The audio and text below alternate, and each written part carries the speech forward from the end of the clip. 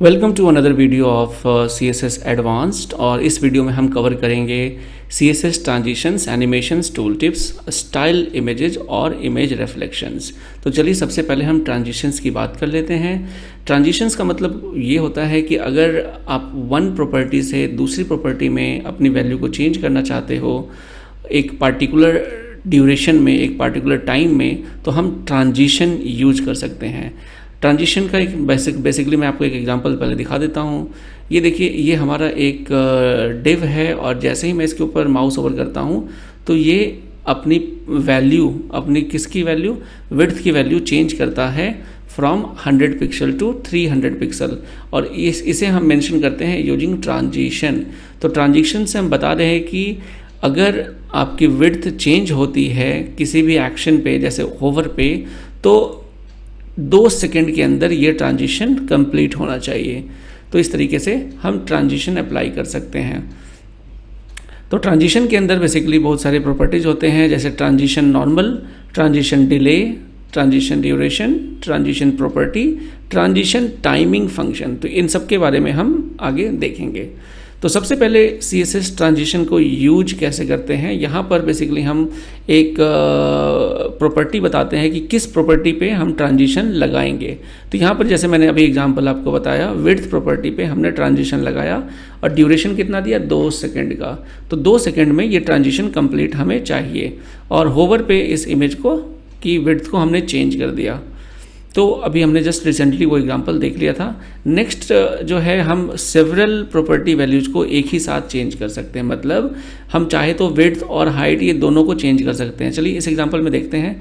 अगर हम विड्थ और हाइट को 100 और 100 से 300 पिक्सल्स में दोनों को कन्वर्ट करना चाहते हैं, सिर्फ विड्थ 2 सेकेंड में चेंज हो और हाइट 4 सेकेंड में। तो पहले तो देखिए फास्टली विड्थ चेंज हो जाएगा 300 में, हाइट में थोड़ा एक्स्ट्रा टाइम लगेगा 2 सेकंड का। Let's see, clear. तो यहां पर अगर आप देख सकते हो, पहले विड्थ आपका कंप्लीटली 300 पिक्सल होता है और उससे 2 सेकंड एक्स्ट्रा लगते हैं हाइट को 300 पिक्सल में कन्वर्ट होने में। चलिए नेक्स्ट हम देखते हैं स्पीड जो होती है इस ट्रांजिशन की, उस स्पीड को अलग अलग तरीके से मैनेज कर सकते हैं। हम स्टार्टिंग में इसको स्लो रख सकते हैं और बाद में फास्ट कर सकते हैं। स्टार्टिंग में फास्ट करके बाद में एंडिंग में स्लो कर सकते हैं। तो इसके कुछ प्रॉपर्टीज है, जैसे ईज बाय डिफ़ॉल्ट आपका होता है। इसमें आपका जो एनिमेशन, जो ट्रांजिशन वाला इफेक्ट है, वो स्लो स्टार्ट होता है, फिर वो फास्ट हो जाता है और लास्ट में फिर से वो स्लो हो जाता है। अगर आप लीनियर करते हो तो बिल्कुल सेम स्पीड से होता है।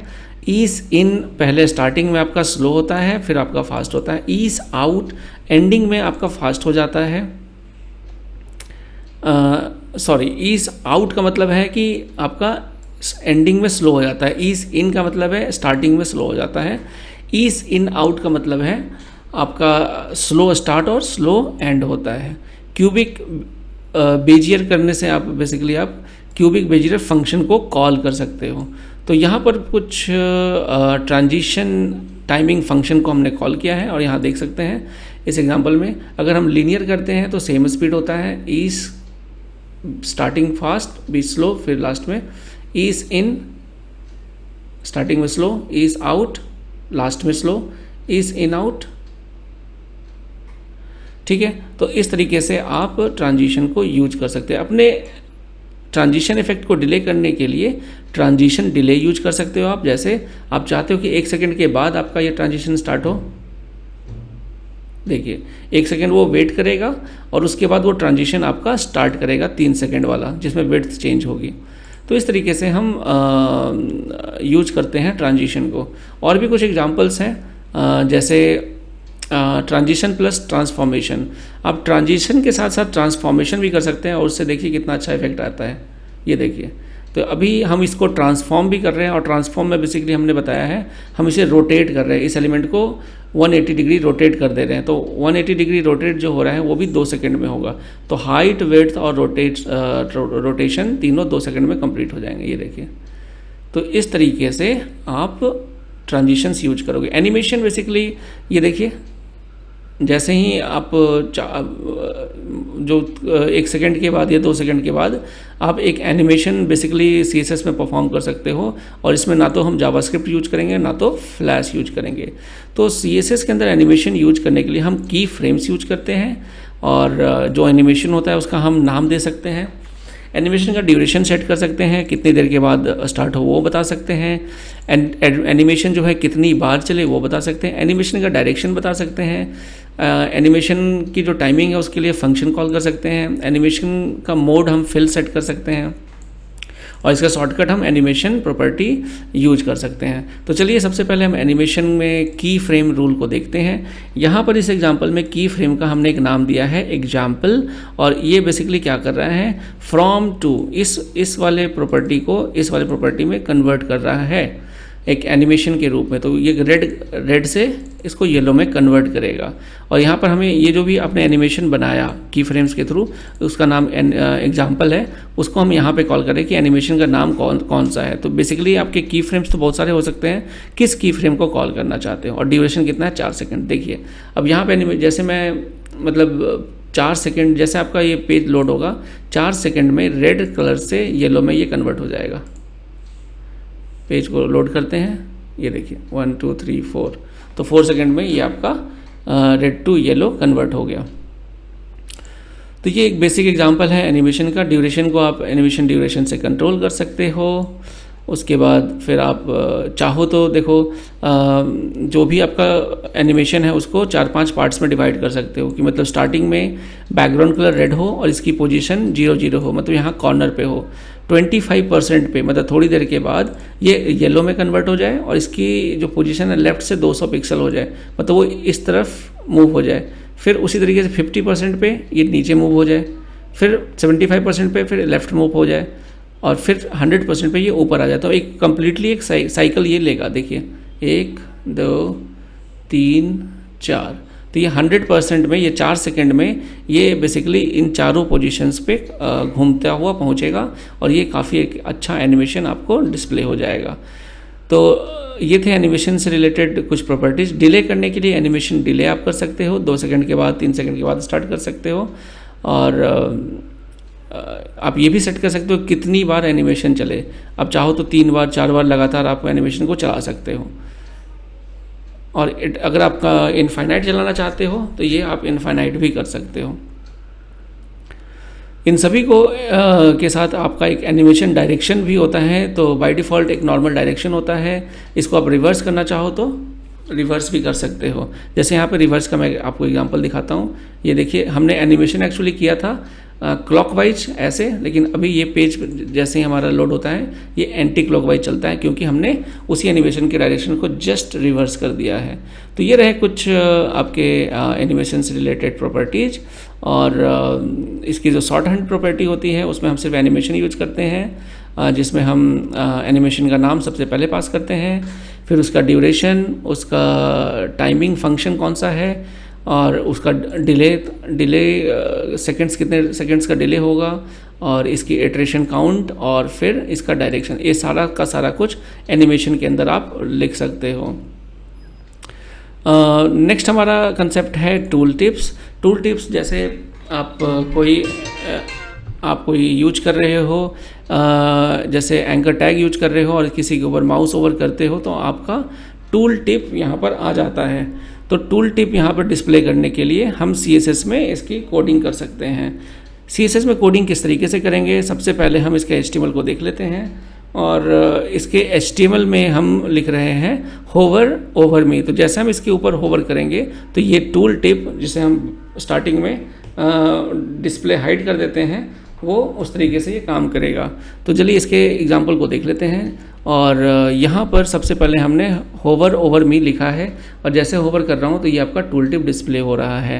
तो टूल टिप डिस्प्ले करने के लिए सबसे पहले जो टूल टिप टेक्स्ट है आपका, इस टूल टिप टेक्स्ट को आप विजिबल हिडन करोगे तो बाय डिफ़ॉल्ट वो दिखेगा नहीं दिखेगा। और जैसे आप होवर करते हो तो ये इसकी विजिबिलिटी ऑन हो जाती है। ये देखिए, तो जैसे हमने इसके ऊपर हम ले गए तो ये होवर करते ही वो डिस्प्ले इसका विजिबिलिटी विजिबल हो गया। तो ये लॉजिक है इसको डिस्प्ले करने का। और बाकी इसके अंदर CSS के थ्रू हमने इसका बैकग्राउंड कलर ब्लैक कर दिया है, टेक्स्ट को वाइट कर दिया है, इसका बॉर्डर रेडियस दे दिया है। तो ये इस तरीके से टूल टिप सुंदर सा दिख रहा है। अब इसी टूल टिप में अगर हम पोजीशन सेट करना चाहे, जैसे कि हम चाहते हैं कि राइट साइड में आए, टॉप में आए, बॉटम में आए या लेफ़्ट में आए, तो उसके लिए भी हम CSS में कोड कर सकते हैं। जैसे यहाँ पे देखिए लेफ़्ट में आया है, यहाँ पे राइट में आया है, तो इसके लिए हम पोजीशन यूज करेंगे और लेफ़्ट से 105 पिक्सल जैसे यहाँ पे किया हुआ है, और इधर आप राइट से 105 करोगे तो आपका इधर राइट साइड से 105 करते हैं, ये लेफ़्ट साइड में आ जाएगा और यहाँ ये वाला राइट साइड में आ जाएगा। इस तरीके से आप टूल टिप में इफ़ेक्ट भी दे सकते हो, टॉप में भी कर सकते हो और बॉटम में भी कर सकते हो। अगर आपको एक एरो दिखाना है जैसे इस तरीके से ये एरो का इफ़ेक्ट, तो इसके लिए हम एब्सोल्यूट पोजीशन यूज करेंगे और फिर हम टॉप से 100%, लेफ़्ट से 50%, मार्जिन लेफ़्ट वगैरह हम अप्लाई करके, मेन इसमें जो कंसेप्ट है हमारा बॉर्डर कलर यूज करेंगे। तो बॉर्डर कलर ब्लैक यूज करेंगे तो इससे क्या होगा कि जो हमारा जो एक कॉर्नर है उसमें आपका ब्लैक दिखेगा और बाकी ये तीनों ट्रांसपेरेंट हो जाएंगे, जिससे ये हमारा ऐसा इफ़ेक्ट दिखेगा, ये वाला इफ़ेक्ट दिखेगा। तो इस तरीके से आप टूल टिप में भी काम कर सकते हो। एक और एग्जांपल है, अगर आप किसी एक एनिमेशन इफेक्ट दिखाना चाहते हो, जैसे आप फॉर एग्जांपल इस टूल टिप टेक्स्ट की ओपेसिटी 0 है, लेकिन आप चाहते हो कि ये ट्रांजिशन इसका हो कि 1 सेकेंड का जो ट्रांजिशन है 1 सेकेंड में इसकी ओपेसिटी चेंज हो जाए, तो इसके होवर पे हमने ओपेसिटी किया है 1 किया है, तो ये ऑटोमेटिकली 1 सेकेंड के बाद इसका ट्रांजिशन कंप्लीट हो जाएगा। लेट्स सी, जैसे मैंने इसके ऊपर माउस ओवर किया तो ये जो आपका टूल टिप डिस्प्ले हो रहा है कितने सेकंड में हो रहा है, 1 सेकंड में। तो ये विजिबिलिटी इसकी फॉल्स थी, अब विजिबिलिटी फॉल्स के बाद इसको ये विजिबल हो रहा है, तो ये हिडन से जो विजिबल हो रहा है उसमें 1 सेकंड का हम टाइम गैप दे रहे हैं, जिससे ऐसा लग रहा है कि वो स्लोली आपका ये उभरता हुआ टूल टिप आ रहा है।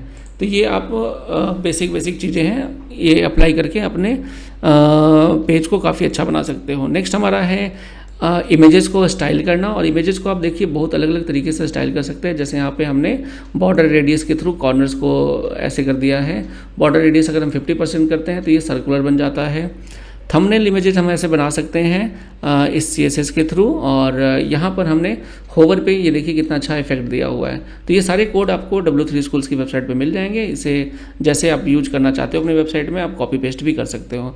यहाँ पर रेस्पॉन्सिव वेबसाइट बनाने के लिए, रेस्पॉन्सिव इमेज यूज करने के लिए मैक्स विड्थ 100% और हाइट ऑटो किया हुआ है। किसी इमेज को सेंटर में एग्जैक्टली करने के लिए हम डिस्प्ले ब्लॉक यूज कर सकते हैं, और मार्जिन लेफ्ट और राइट को ऑटो कर सकते हैं, और इसकी विड्थ 50% कर सकते हैं, तो ये बिल्कुल सेंटर में आपका इमेज डिस्प्ले हो जाएगा। कार्ड यूज करने के लिए हम एक बॉक्स शैडो का यूज कर सकते हैं, जैसा हमने लास्ट टाइम एग्जांपल में किया हुआ है, और ट्रांसपेरेंट इमेज के करने के लिए हम ओपेसिटी प्रॉपर्टी का यूज कर सकते हैं। किसी भी इमेज को, किसी भी टेक्स्ट को सेंटर में करने के लिए या टॉप लेफ्ट या टॉप राइट में करने के लिए हम जैसा पिछले एग्जांपल्स में भी हमने किया हुआ है, तो हम यहाँ पर RGBA यूज कर सकते हैं, जिससे हमारा टेक्स्ट का कलर, टेक्स्ट जो हमारा जो भी हम लिखेंगे वो आपका ओपेसिटी उसकी कम नहीं होगी। और बिल्कुल एग्जैक्टली सेंटर में करने के लिए इसका जो कोड मैंने पहले भी आपको बताया हुआ है, हम यूज करेंगे एब्सोल्यूट पोजीशन, टॉप से 50%, लेफ्ट से 50%, और इसको हम ट्रांसलेट कर देंगे पोजीशन इसकी -50% और -50%। तो इस तरीके से ये बिल्कुल ये सेंटर पे आपका टेक्स्ट आ जाएगा। और यहाँ पर हमारे पास कुछ फ़िल्टर्स होते हैं, जैसे ग्रे स्केल, और यहाँ पर अगर आप एग्जांपल देखो, इसको मैं दिखाता हूँ। फ़िल्टर का यूज किया है हमने, और इसमें काफ़ी सारे इफ़ेक्ट्स यूज किए हमने, blur, brightness, contrast, grey scale, hue rotate, invert, opacity. तो यहाँ पर आप देख सकते हो कि हमने फ़िल्टर प्रॉपर्टी यूज किया है और ब्लर 4 किया है। तो ब्लर 4 करते ही ये देखिए ये वाली इमेज ब्लर हो गई है। दूसरे में हमने ब्राइटनेस को 250% बढ़ा दिया है। थर्ड में हमने कॉन्ट्रास्ट बढ़ा दिया है, इसको हमने ग्रे स्केल में कर दिया है, यहाँ पे ह्यू रोटेट कर दिया है। तो ऐसे बहुत सारे फ़िल्टर के वैल्यूज होते हैं जिसको आप अप्लाई करके काफ़ी अच्छा इफेक्ट इमेज पे अप्लाई कर सकते हो। तो ये रहा आपका स्टाइलिंग ऑफ इमेजेस। और यहाँ पर आप देखिए बिल्कुल बेसिक CSS कोड के थ्रू आप बड़े अच्छे इफेक्ट्स दिखा सकते हो, जैसे आपका फेड इन इफेक्ट है, फेड इन बॉक्स है, स्लाइड इन है, आपका स्लाइड इन बॉटम से है, स्लाइड इन लेफ्ट से है, स्लाइड इन राइट से है। तो चलिए कुछ एग्जांपल्स हम देख लेते हैं।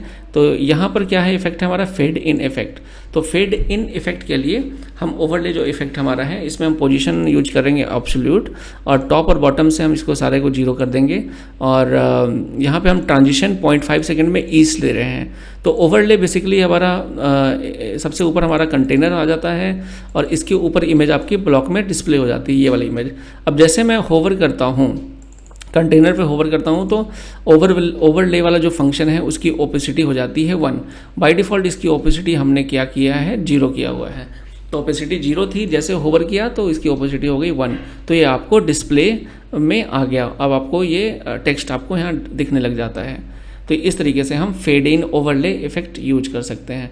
सेम उसी तरीके से आप यहाँ पर फेड इन अ बॉक्स भी यूज कर सकते हो, जिसमें हम होवर पे बेसिकली ओपेसिटी को कम कर देते हैं, इमेज की ओपेसिटी को, और जो हमारी मिडिल में जो टेक्स्ट है इसकी ओपेसिटी को 1 कर देते हैं। तो इससे ऐसा लगता है ये इस तरीके का फेड इन अ बॉक्स का इफेक्ट आ जाता है। इन चारों में से एक एग्जांपल मैं आपको बता देता हूँ। इसमें हम स्लाइड इन का इफेक्ट दिखा रहे हैं। स्लाइड इन के इफेक्ट दिखाने के लिए हम आपके होवर पे इसकी हाइट को 100% कर देते हैं। तो हाइट पे 100% करते ही ये आपका इस तरीके से इफेक्ट डिस्प्ले हो जाता है। और यहाँ पर हम ट्रांजिशन यूज कर रहे हैं, तो आप ये हमेशा ध्यान रखो, हमें ट्रांजिशन यूज करना है, और ट्रांजिशन के साथ साथ हमें बताना है कि ये इसका होवर पे इसकी हाइट को 100% कर देना है। तो आई होप आपको ये सारा क्लियर हो गया होगा। और इमेज को हम फ्लिप भी कर सकते हैं। इसके लिए हम ट्रांसफॉर्म, जैसा हमने लास्ट ट्यूटोरियल में बताया है, ट्रांसफॉर्म स्केल एक्स का यूज कर सकते हैं। रेस्पॉन्सिव गैलरी बनाने का भी कोड यहाँ पर डिस्प्ले किया गया है। ये माउस ओवर पे आप इसको क्लिक के ऊपर आप इसको लाइट बॉक्स का इफेक्ट दिखा सकते हो। ये बेसिकली जावास्क्रिप्ट के थ्रू किया है, इसलिए मैं इसको अभी फिलहाल स्किप कर रहा हूँ। जावास्क्रिप्ट वाले वीडियोज़ में मैं इसको बताऊँगा। नेक्स्ट हमारा है इमेज रिफ्लेक्शन, और आप देख सकते हो कि एक इमेज जो आपने यहाँ रखा है उसके साथ ही उसका रिफ्लेक्शन आ रहा है। तो इस तरीके के रिफ्लेक्शन के लिए हम बॉक्स रिफ्लेक्ट की प्रॉपर्टी यूज करेंगे।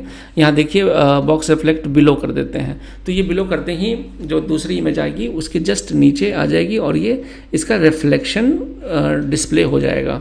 तो ये एक काफ़ी अच्छी प्रॉपर्टी है जिसको आप यूज कर सकते हो। यहाँ पर आप 20 पिक्सल का गैप भी दे सकते हो कि इन दोनों के बीच में 20 पिक्सल का गैप हो, फिर आपका रिफ्लेक्शन दिखे। तो ये थे आपके transition, animation, tool tip, style images और इमेज रिफ्लेक्शन। आई होप आपको ये वीडियो क्लियर होगी, और चलिए मिलता हूँ अगले वीडियो में। Thank you.